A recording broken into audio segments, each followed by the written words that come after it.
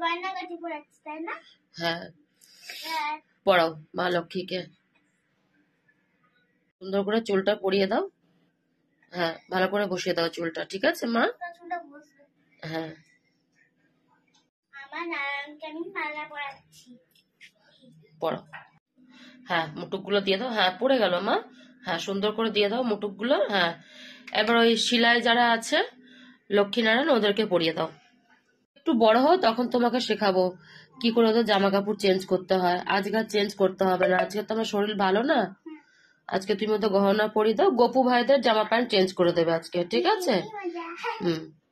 আমার মেয়ে মা লক্ষ্মী নারায়ণ শিলায় যে লক্ষ্মী নারায়ণ রয়েছে কত সুন্দর করে গহনা চুল সব পরিয়ে দিয়েছে। হ্যাঁ, এরকম করে চেঞ্জ করে দাও মা, ঠিক আছে?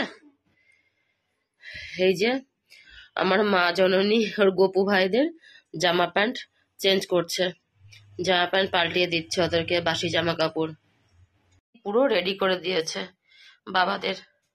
কত সুন্দর করে জামা প্যান্ট গুজে গুজে পরিয়ে দিয়েছে। আমি যেরকম জামা প্যান্ট গেঞ্জিটা গুজে দিই প্যান্টের মধ্যে, একদম সেরকম করে গুজে দিয়েছে, গুজে পরিয়ে দিয়েছে। কত সুন্দর লাগছে আমার বাবাদের।